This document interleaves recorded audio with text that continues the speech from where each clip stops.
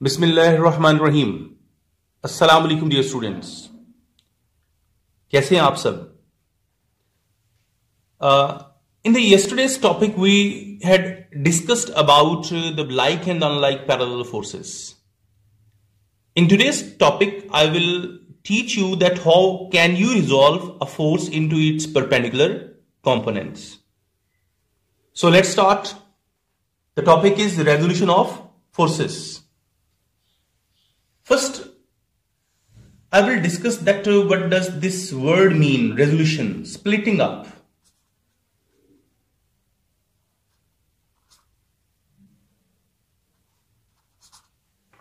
Splitting up का मतलब यहां पे यह है कि आपने डिवाइड करना है, तकसीम करना है। ठीक है, किस चीज को? Splitting up of a force into it's perpendicular components। मतलब ये हुआ कि आपके पास एक फोर्स होगी and you will divide it, you will split it into those components which are making an angle of 90 degree with each other. That's why they will be named as the perpendicular components. Mean the two components which make an angle of 90 degree with each other will be named as perpendicular components. Components का मतलब होता है हिस्से, और perpendicular का word किस चीज से हमें 90 डिग्री की तरफ लेके जाता है। ओके, तो such components which form an angle of 90 degree with each other are named as the perpendicular components. आज हम दोनों चीजों को सीखेंगे कि अगर हमारे पास परपेंडिकुलर कंपोनेंट्स हैं, हम उसकी मदद से फोर्स कैसे बना सकते हैं, या अगर हमारे पास फोर्स मौजूद है तो हम उसको रिजॉल्व कैसे कर सकते हैं, उसको उसके परपेंडिकुलर कंपोनेंट्स में हम तोड़ कैसे सकते हैं। ओके, तो मैं पहले रेजोल्यूशन की तरफ आऊंगा, फिर मैं फोर्स डिटर्मिनेशन की तरफ जाऊंगा। ओके, तो इस लेक्चर के दो पार्ट्स हैं। तो पहले हम जो कर रहे हैं वो है resolve force into it's perpendicular components. Question कैसे आता है? ये बेसिकली एक्सटेंसिव क्वेश्चन है। Resolve a force into it's perpendicular components. ये हम क्वेश्चन है जिसका हम आंसर देने जा रहे हैं। इसका जो स्ट्रक्चर होगा, आपको सबसे पहले तो इसकी डेफिनेशन लिखनी रेजोल्यूशन की, वो भी मैं थोड़ी देर पहले बात कर रहा था कि splitting up of a force into it's perpendicular components is called the resolution of a force.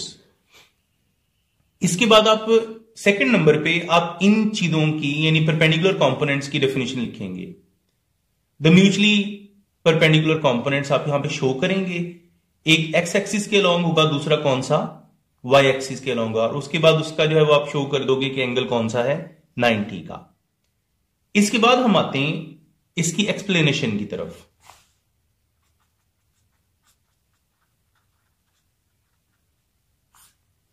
Okay, explanation के लिए मैं आपको एक छोटी सी एक्टिविटी भी करवाता हूं। Let's suppose I have two pencils। ये जो ब्लैक कलर की पेंसिल है, ये मैंने इसको जो है वो कर दिया है एक्स एक्सिस के अलॉन्ग, क्योंकि ये हॉरिजॉन्टल कंपोनेंट को शो करेगी। और ये वाली कौन सी है जी? ये ब्राउन कलर की, मैंने वर्टिकल एक्सिस के अलॉन्ग उसको शो कर दिया है। ओके, यानी इसको मैं नाम दूंगा एक्स एक्सिस का, और ये वाली कौन सी होगी? Y axis.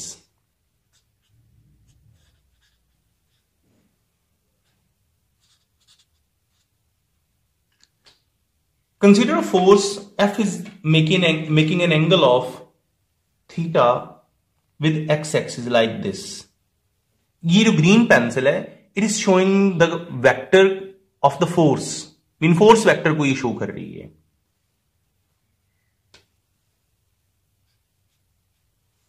It is making an angle theta with x axis। Okay, यानी एक्स एक्सिस के साथ ये फोर्स एंगल जिस पे लग रही है वो क्या है, थीटा।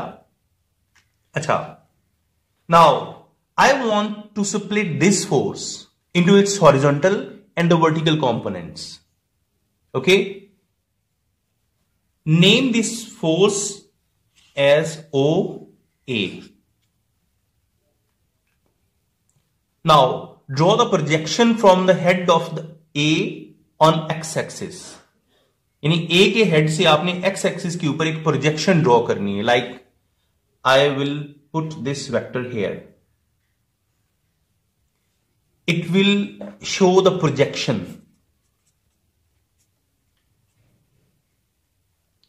प्रोजेक्शन बेसिकली क्या होती है, किसी भी पॉइंट से, यानी पॉइंट A नहीं ये वाला, इस पॉइंट A से किसी लाइन पे आप 90 का एंगल बना दें, यानी परपेंडिकुलर ड्रॉ कर दें, उसे कहते हैं प्रोजेक्शन। ये एंगल कौन सा बन रहा है, 90 का। ओके, अच्छा, this projection has intersected x axis at point B, so this point will be B। Okay, दोबारा देख लें इसको।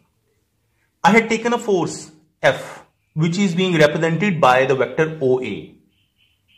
My task is I have to split this force into its perpendicular components. For that purpose, I have to draw a projection from point A on x-axis. It will intersect x-axis at point B. Okay? So, OA will be the resultant force. OA क्या होगी, resultant force. किस चीज की, उसमें दो चीजें आ जाएंगी, O B और बी ए। ओ बी प्लस बी ए। ओ बी वेक्टर है जो किसको शो कर रहा है, एक्स कंपोनेंट को। बी ए भी वेक्टर है जो शो कर रहा है वाई कंपोनेंट को। मतलब ये देखें, अगर मैं यहां पे एक और वेक्टर अटैच कर दूं इस जगह पे, तो ये हो जाएगा, ये जो मैंने अभी नई वाली पेंसिल यहां पे लगाई है, ये ओ बी एक्स कंपोनेंट को शो कर रहा है, और बी ए ये वाली ये वाई कंपोनेंट को शो कर रहा है। Okay, so O A will be the resultant vector. किन किन चीजों का रिजल्टेंट वेक्टर होगा, ओ बी और बी ए का। क्लियर? अच्छा, अब ये जो मैंने यहां पे लगाया है एक्स कंपोनेंट, और ये कौन सा है, वाई कंपोनेंट। किसके कंपोनेंट्स है, फोर्स के। So the magnitude of the x component will be F x and the magnitude of the y component will be fy। ये देखिए ना, जब किसी भी वेक्टर को हम शो करते हैं, हम टेल टू हेड रीड करते हैं। ओ बी वेक्टर का नेम हो गया, यानी ये दोनों, ये जो जितनी भी चीजें हैं ये वाली, ये किसको शो कर रही हैं, नेम्स ऑफ द वेक्टर्स। यानी ओ ए वेक्टर एफ को शो कर रहा है, O B vector F X को शो कर रहा है, B A vector F Y को शो कर रहा है। तो अगर मैं इसकी जगह पे उनकी मैग्नीट्यूड्स को शो करूं, मैग्नीट्यूड देखना, फर्स्ट करें आप कोई लाइन लगाते हैं, मैंने एक लाइन लगाई, लाइन सेगमेंट मैंने यहां पे लिया है, और मैं कहूं कि आप इसकी लेंथ मेजर कर दें। आप इस लाइन सेगमेंट को नेम देंगे इसके पॉइंट्स पे, यानी पॉइंट ए पे और पॉइंट बी पे आप नेम देंगे। कभी भी नेम आप सेंटर में नहीं देते। इसके बाद जब आप स्केल से उसको मेजर करते हैं, फर्स्ट करें ये 8 सेंटीमीटर की निकली है, तो 8 सेंटीमीटर आप इसके सेंटर में लिखते हैं। Okay, so this 8 centimeter will be the magnitude of the line segment AB। बिल्कुल इसी तरह ये जो एफ एक्स मैंने सेंटर में लिखी हैं, एफ वाई भी मैंने सेंटर में लिखा है, और जो आपके पास एफ है वो भी मैंने कहां लिखा है, सेंटर में। यानी ये चीजें 1 2 और ये 3, ये तीनों मैग्नीट्यूड्स को शो कर रही हैं। ओके बेटा, अच्छा, अब अगला टास्क हमारा क्या है, now we will find what will be the magnitude of F X and F Y. जब हम इसे एफ एक्स और एफ वाई की मैग्नीट्यूड हम मालूम कर लेंगे, तो फिर आगे कुछ न्यूमेरिकल्स में उसको हम यूज करना हमारे लिए आसान हो जाएगा। ओके, तो आगे मैं ये ट्राइंगल ले रहा हूं ओ बी ए।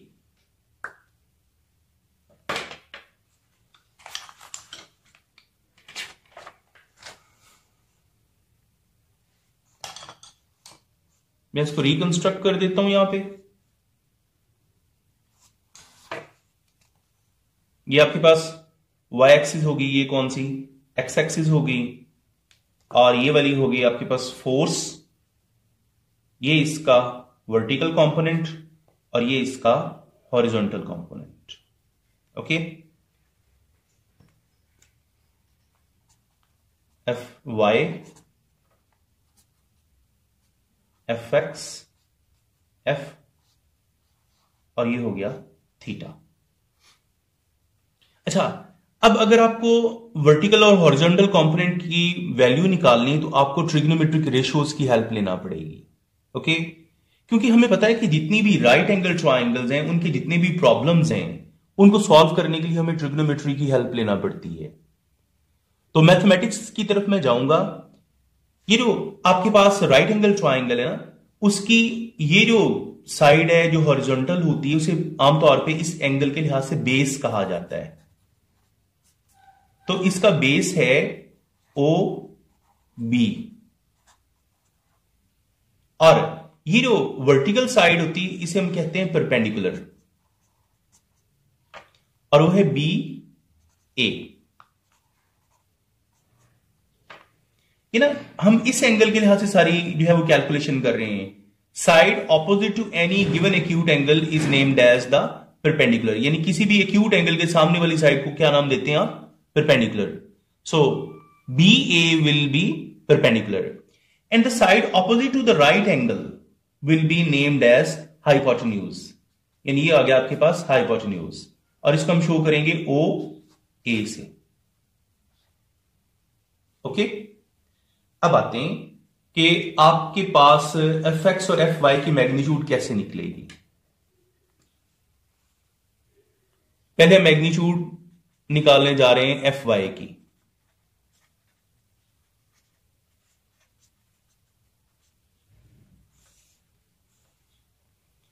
अच्छा, ट्रिग्नोमेट्रिक रेशियोज हमारे पास आमतौर पे हम जो इस्तेमाल करते हैं वो 6 हैं, उनमें से 3 हम आपको इस क्लास में टीच कर रहे हैं। एक है साइन थीटा, दूसरी है कॉस थीटा, और तीसरी है टेन थीटा। साइन थीटा का जो हम उसको डिफाइन करें, it is ratio of perpendicular to hypotenuse. The ratio of perpendicular to hypotenuse is called sine theta. इसी तरह अगर हम कॉस की बात करें, it's a ratio of base to hypotenuse, यानी बेस और हाइपोटेन्यूज की रेशियो क्या कहलाएगी? Cos theta. और अगर हम टेन की बात करें, it's a ratio of perpendicular to base. So tan theta will be equals to P by B, cos theta equal to B by H, and sin theta equals to P over H. तो मैं यहां पे vertical component की बात करता हूं, तो vertical component जो होता है वो साइन से हमें मिलेगा और हॉरिजॉन्टल हमें मिलेगा कॉस से।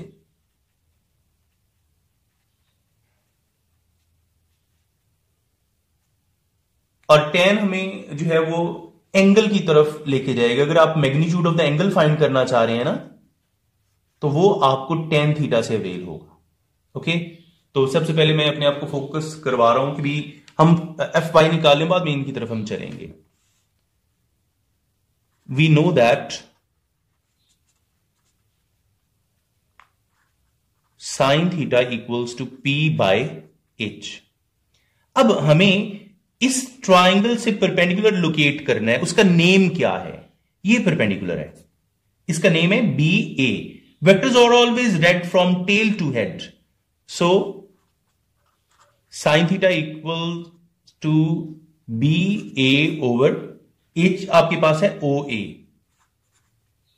ओके, अच्छा, now I will write that what is the magnitude of B A. Magnitude of BA is Fy, and the magnitude of OA is F. If I multiply F to the left hand side, then F sin theta will be equals to Fy. This formula will give you the magnitude of the vertical component of the force. Okay, तो ये हमने vertical component निकाल लिया। अब number 2 पे हम आएंगे horizontal component की तरफ।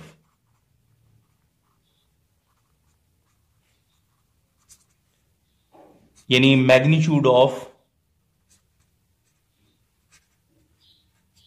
F x. अच्छा, मैंने अभी आपको वर्टिकल के बारे में बताया, साइन आपको हेल्प करेगा, हॉरिजॉन्टल के बारे में बताया तो आपको कॉस हेल्प करेगा। So I will use cos theta B over H. Now base ये वाली साइड है, किसको शो कर रही है? ओबी, यानी इसका जो नेम है बेस का वो है OB, and H is O A. Okay, और बेटा अगर इसमें से किसी भी पॉइंट की समझना है तो आप मुझे टेक्स्ट कर सकते हैं, cos theta equals to OB by OA. Now the magnitude of OB is fx and the magnitude of OA is fy, f अकेला। ठीक है, तो ये f उधर जाके मल्टीप्लाई हो जाएगा। सो f cos theta will be equals to fx। ये दो रिजल्ट हैं। जो हमारा क्वेश्चन था वो ये था, resolve force into it's perpendicular components. तो हमने फोर्स को उसके परपेंडिकुलर कंपोनेंट्स में रिजॉल्व कर दिया, मीन हमने एफ वाई और एफ एक्स की वैल्यू उनको निकाल के दे दी।